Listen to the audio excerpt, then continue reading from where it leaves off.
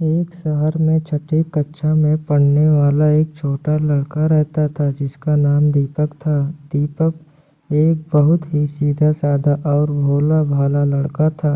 एक दिन जब दीपक अपने कमरे में किताब पढ़ रहा था तो माँ ने आकर उसे कहा, दीपक जाओ पास की दुकान से इस लिस्ट में जो सामान लिखा है वो लेकर आओ।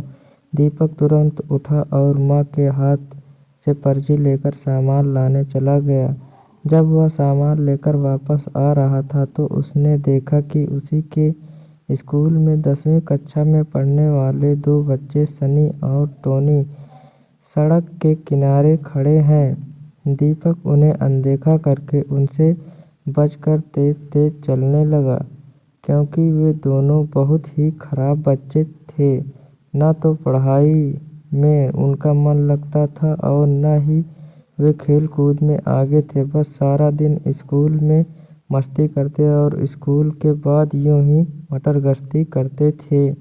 मगर उन दोनों की नज़र दीपक पर पड़ ही गई। वे दोनों भागकर उसके पास आए और उसको रोक लिया। फिर सनी ने उसे बातों में लगाया और टोनी ने चुपके से कुछ सामान नीचे गिरा दिया।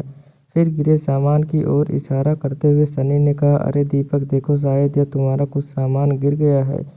तुम्हारी थैली में से गिर गया होगा लगता है। दीपक ने जैसे ही उस सामान को उठाकर देखा तो टोनी ने तुरंत ही अपने मोबाइल से उसका फ़ोटो खींच लिया और उससे कहा, तुम चोरी भी करते हो दीपक, ये तुम्हारे हाथ में मेरा सामान है, मैं कब से इसे ढूंढ रहा था।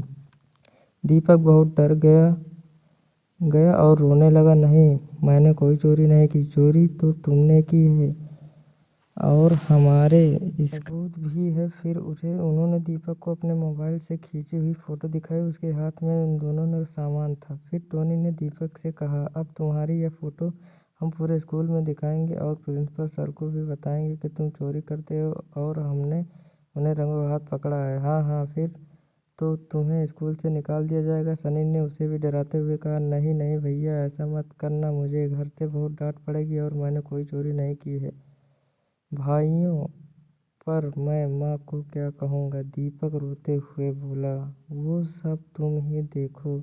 और बिस्कुट और चिप्स लेकर दोनों हंसते हुए वहाँ से चले गए। दीपक इसी सोच में था कि घर पर क्या कहेगा।